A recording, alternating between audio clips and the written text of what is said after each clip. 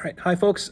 This is Mike Masuda here at Evergreen Valley College here in San Jose, California, and I'm doing a demonstration of light as it's passing through one of these things here, diffraction grating. And I'm going to talk a little bit about why the hydrogen spectrum is produced the way it is, all right, and a little bit of background there, and I have a little visual analogy that hopefully will help with that concept there. Okay, and so let's talk a little bit about this light that is illuminating my face right now, this one here. This is a typical old school light bulb. It's 150 watts, so it's a pretty bright spotlight here. It's a floodlight, and it's producing white light, as you can see here. And what I'm going to do is use one of these things here. This is a diffraction grating. Diffraction grating is a piece of plastic with that has etchings on it, lines that are spaced 1,000 lines per millimeter, according to this thing. Yeah. And what this will do is it'll take the light passing through this piece of plastic and break it up into its constituent colors. So let me take this thing here, put it in front of the camera, and you'll be able to see the spectrum showing up just below my face there, right? Red to violet, as you can see here.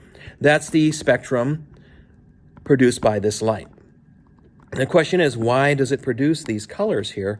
Well, it's tungsten, which is a metal, and the metal atoms, the tungsten atoms are really overcrowded inside the filament itself. And so as they are heated up, the atoms are trying to produce light on their own, but because they have neighbors that are really cramping, each other into their confined areas, they get overcrowded. And so the light coming off of this thing is going to be somewhat overlapping into each other, producing a wash of, the rainbow effect that you see here. I mean, our sun does this, right? Also, any source that is hot and dense will tend to do this, all right? These are known as black body, light sources.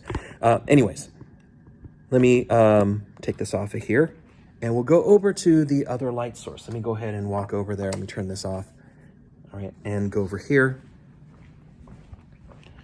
So hydrogen behaves differently, all right? The light from hydrogen is produced by a gas in a tube. This is what we have here. This is a gas emission spectra tube. And I'm going to go ahead and turn it on back here. And you can see the light coming off this thing is a beautiful pink purple color. All right, as you see here. And it's an electrified gas, all right? So it's not a dense metal that's producing this light, but the atoms of hydrogen, which are gaseous in this tube, they're being electrified through the high voltage supply that is supplied by this box here. Let me show you something interesting here. When I take the diffraction grating and put it in front of the camera, and look off over here, next to my shirt here, right, on my shirt, you can see the spectrum of hydrogen being produced, but it's not a continuous spectrum, all right? You see sort of a ghost of a spectrum there, but it prominently features a red color, a teal blue, and a violet color. And that's there, okay? So this puzzled the folks back in the early 1900s. They wondered, why is it doing that? Whereas, regular white light tends to produce a continuous spectrum. Okay, and so the question was raised in the early 1900s, and people puzzled over this for a while, trying to figure out why this happens. But the discovery sort of lends itself to an analogy that I'm going to be showing you in just a moment here. So, and then we'll talk about that, connecting it to the hydrogen atom itself. I need to turn the lights back on. So, in order to talk about this, I need to demonstrate something that's going to produce something called a standing wave. Okay, and so I'm going to do this over here. I apologize for my hand being in the way there. But to produce a standing wave, I need something to vibrate. I have a spring here, and I'm holding it at ends here like this. And what I'm going to do is just basically send a wave down from this side to this side over here. And as I'm doing so, I'm going to make another wave. As it comes back, I'm going to make another wave so that it reinforces, right? And so there's one little wave there. But if I time it right,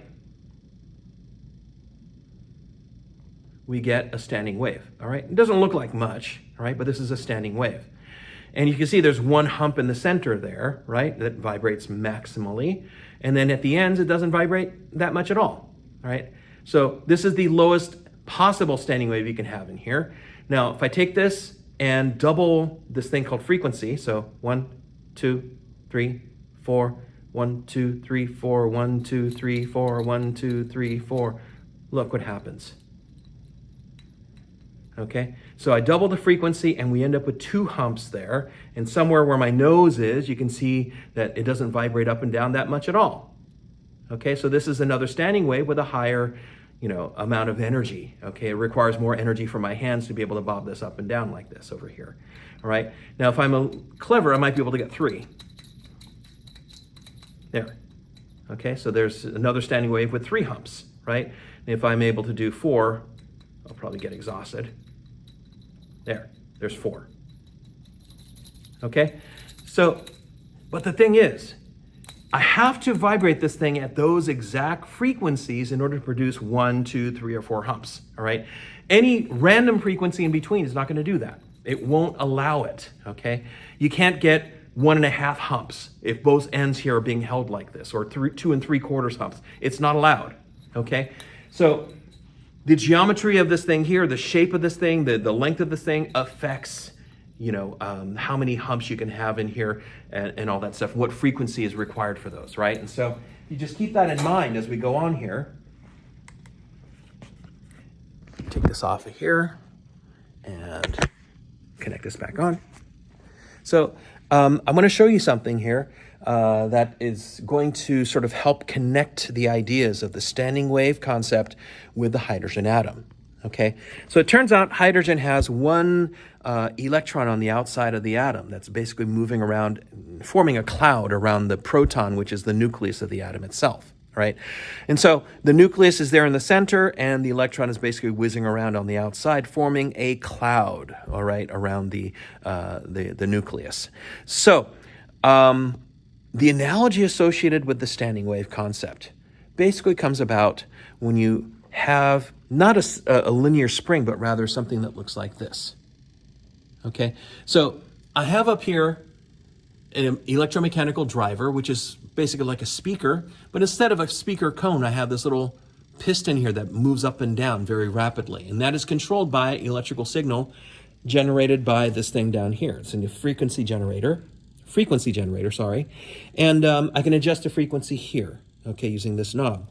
And you can read the frequency off of this thing. It's somewhere around 13.5 vibrations per second, right? In doing so, it's producing something on this brass belt here that I systematically taped up on the sides here, so that it produces this brass ring that undulates and vibrates with the standing wave, all right? So you can sort of see the standing wave.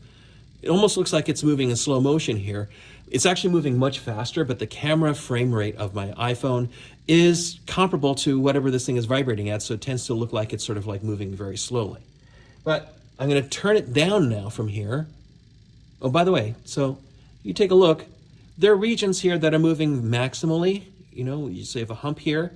You have regions that do not vibrate that much at all. Okay? You have these regions where you have like standing waves on the spring. I'll change the frequency to bring it down now.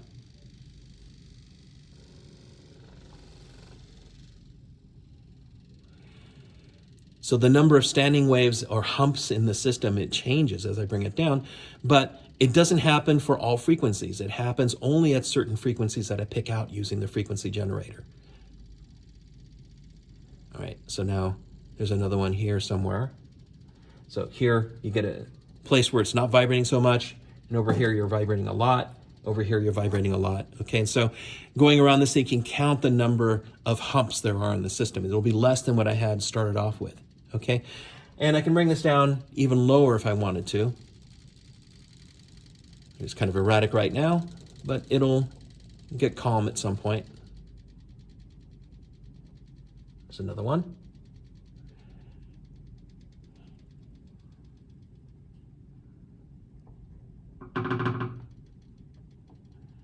The post is vibrating. There's another one. There's the lowest one. Okay, but what this visualization does is help to understand that even in geometries like this, like a ring or a hoop, or in the case of hydrogen, a sphere, right, of an electron that's moving around in the form of a cloud, you can have standing waves. And as it turns out, the electron, as we talked about in my physics class today, the electron does have wave-like capabilities or properties associated with it. When you take an electron and a stream of electrons and send it through, let's say, 2 slits, and try to reproduce Young's experiment with 2 slits, you actually get a fringe pattern. All right, you don't get two spots where the electrons pass through. You're going to get some interference patterns happening in the system there, and so. So it behaves kind of like light. As a wave, it interacts, it interferes with itself, and then it produces the fringe pattern of cancellation and, where the light adds up together, right, to form a brighter spot. So electrons do the same thing, okay? So the idea here is that because electrons behave like waves, and because you get standing waves inside, round geometries like this, that are favored with certain frequencies, this is how we end up with the energy levels associated with hydrogen, all right? And so the energy levels, the electron basically starting at the lowest energy level and then to the next one when it gets excited to the next level, and then excited even more to level 3, level 4, level 5, and such, right? But where this is connected to the output of the light that we saw over there for the hydrogen gas, someone discovered, using mathematics and such, that if you start with, actually end up with a level 2, all right? And so let's say you take the energy of the electron in the hydrogen atom up to level 3, right? By energizing it somehow. And then it drops down to level 2. That energy going from 3 to 2 can't be contained in the hydrogen. It has to be released somehow, right? Because in the electron, there's going to be a disturbance in the electric field.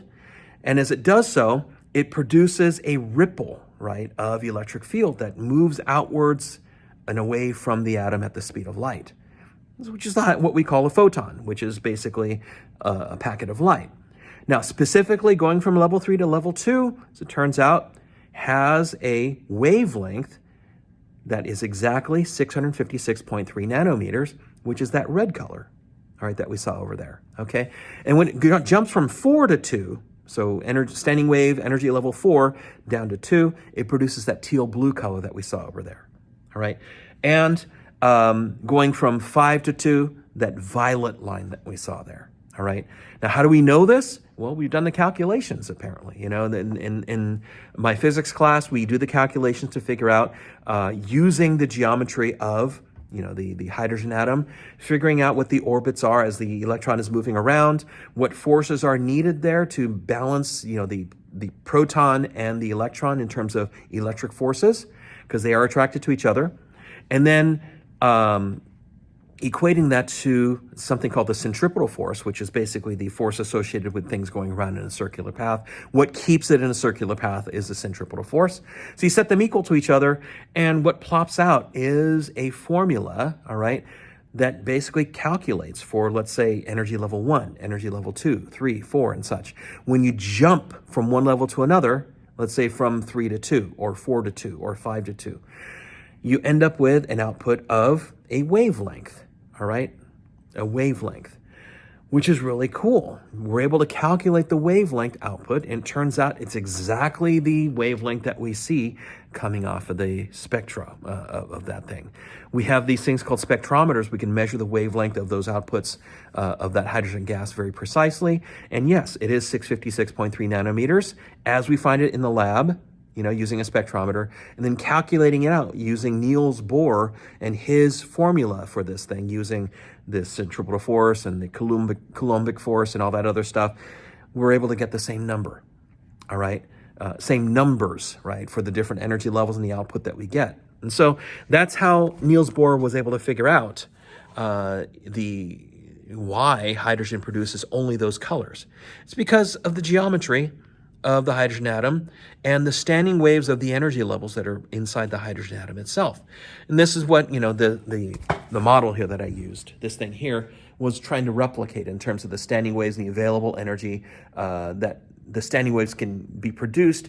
Due to the geometry of this thing, it can only favor certain frequencies, right? And anything in between, it just gives this weird jumbly stuff, right? It doesn't quite produce a nice standing wave. So I hope this helps in terms of an analogy. Again, this is not a perfect analogy here, obviously, because this is not generating light as, it jumps from one level to another. But, I just wanted to at least show the standing wave capabilities inside a ring there using this mechanism and bridging the gap in terms of concept between the standing wave on a spring, like you see here, and the standing wave on this thing, right? And then the standing wave associated with the energy levels that are found in hydrogen, all right? So again, these are discrete levels, sometimes called quantized levels, right? You quantify one and it jumps to the next possible available thing and then jumps to the next available thing and so on, right? And so there's no energy levels in between these ones that are favored, like the standing waves in a spring, that are going to be stable. And that's why we only get this and this and this, red, teal, blue, violet. We don't get any colors in between for hydrogen because it does not favor those energy levels, right? But you're looking over here, periodic table, it's a whole bunch of other elements here, right? We have hydrogen up here, but all the way across this way we have helium, right? Helium has a different set of colors associated with it, all right? It has a different set of wavelengths that are produced in the spectrum. But, unfortunately, we can't get to that today, right? If you want to learn more about that stuff, as it turns out, you cannot do helium exactly like Bohr, did with the hydrogen. It's an approximation. You have to use approximations for helium and all the other elements that are present here in the periodic table. You have to take a course in something called quantum chemistry to be able to learn about that stuff. And there is no exact formula. Like hydrogen has an exact formula, but all the other ones are approximations, as it turns out. You have to use computational physics to be able to figure that stuff using computer, simulations to be able to calculate out the levels for helium, lithium, and everything else in the periodic table. So that's just the way it goes. All right. Anyways, I hope this has been helpful. I hope the analogy here, I'm going to put this thing away now, I guess, at this point, but I hope the analogy for hydrogen using the standing waves found in a ring here is helpful to understand where the energy levels come from in the hydrogen atom, to be able to visualize that a little bit better. It's not a perfect analogy again, but at least it helps to sort of bridge the concepts together a little bit more in your head to understand what's going on. Okay, thanks for watching, and yeah, we'll talk to you later.